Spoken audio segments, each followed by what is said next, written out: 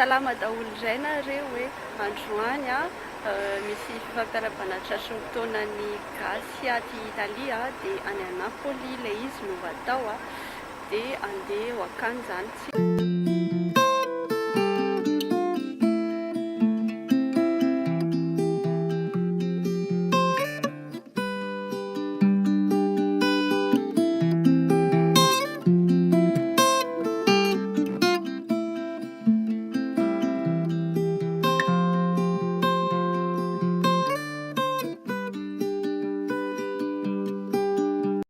Pause eto tsy haiko hoe aiza eto fa andeha hikipia dia izay dia andeha hividy goûter kely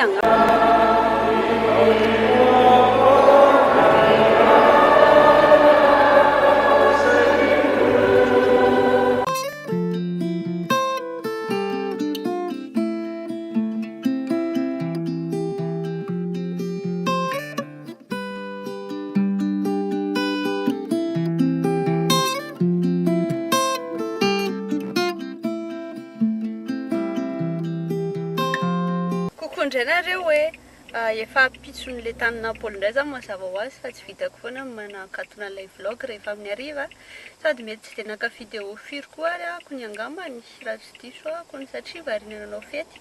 Nahafinaritra be mihitsy ny fetinay tany dia nahita olona mbola tsy hitako mihitsy koa dia nandihy be sy ohatran'izany fa nahafinaritra fa vao vita kay kely fotsiny fa za zany eritreritra hoe saika handehandeha ka tsy nandehandeha mihitsy fa tonga tany am-piangonana dia nanao fety dia nody dia izay. Dia izay za me fotoana anareo amin'ny manaraka indray anatin'ny vlog hafa indray. Bye bye, bisous.